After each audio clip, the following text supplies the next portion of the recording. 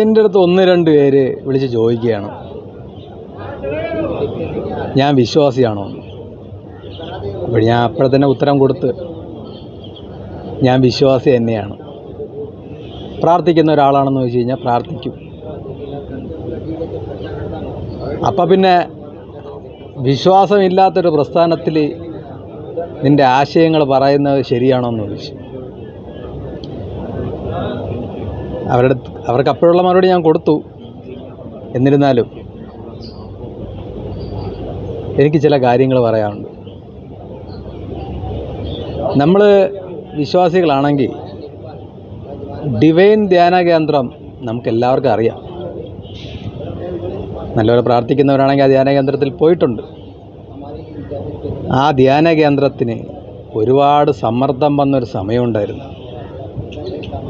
അത് പൂട്ടേണ്ട അവസ്ഥ വരെ വന്നു. അതിൻ്റെ നടത്തിപ്പ് അവകാശം ആർക്കാണെന്നറിയാമല്ലോ, നമ്മളുടെ പനക്കലച്ഛനാണ്. പനക്കലച്ഛൻ അറിയാത്തതായിട്ട് ആരുമില്ല. അതിനെതിരെ ഒരുപാട് കള്ളപ്രചരണങ്ങളും കാര്യങ്ങളും വന്ന് അത് പൂട്ടേണ്ട ഒരു അവസ്ഥ വന്നപ്പം അന്നൊന്നും ഈ വിശ്വാസികളൊന്നും കണ്ടില്ലല്ലോ സംരക്ഷിക്കാൻ വേണ്ടി. അങ്ങനെയുള്ള ആൾക്കാർ പറയുക ഇന്ന് വേറെ രീതിക്ക് സംസാരിക്കുകയാണ്, ഞാൻ വിശ്വാസിയാണെന്ന് ചോദിക്കുകയാണ്. അന്ന് ആ ധ്യാന കേന്ദ്രത്തിനെ സംരക്ഷിക്കാൻ വേണ്ടി ഒരു മന്ത്രിയോ ഒരു MLA പോലും അല്ലാത്ത ഒരു മനുഷ്യൻ ആ ധ്യാന കേന്ദ്രം സംരക്ഷിക്കാൻ വേണ്ടി ഇറങ്ങി വന്നൊരു സമയമുണ്ടായിരുന്നു.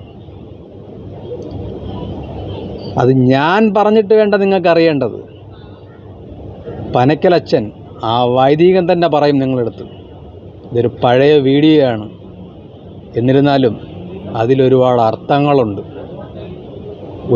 നമ്മളൊരിക്കലും അത് മറക്കരുത്. ആ ഇറങ്ങി വന്ന് സഹായിച്ച മനുഷ്യന് ജാതിയോ മതമോ ഒന്നും തന്നെ ഇല്ല.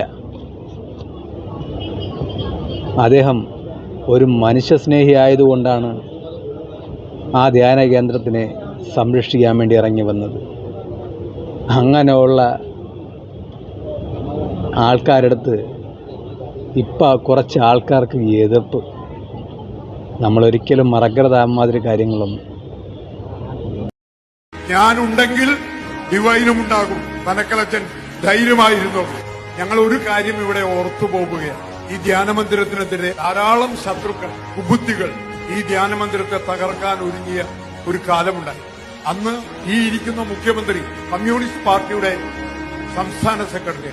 ഒരു ദിവസം ആ സഖാവ്, ആ നേതാവ് ഈ ധ്യാനമന്ദിരത്തിനെതിരെയുള്ള ആരോപണങ്ങളുടെ നടുവിൽ നമ്മളെ രക്ഷിക്കാൻ കടന്നു വന്നിട്ട് ഈ 14 സ്നേഹ സ്ഥാപനങ്ങളെയും കണ്ട് പത്രക്കാരോട് പറഞ്ഞു, ഞാനുണ്ടെങ്കിൽ ഡിവൈനുമുണ്ടാകും. പനക്കലച്ഛൻ ധൈര്യമായിരുന്നു.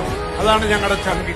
അതുമാത്രമല്ല, ഒരു ജീവിതകാലം മുഴുവൻ അങ്ങേക്ക് വേണ്ടി പ്രാർത്ഥിക്കാനും അങ്ങേക്ക് വേണ്ടി പ്രവർത്തിക്കാനും ഞങ്ങൾക്ക്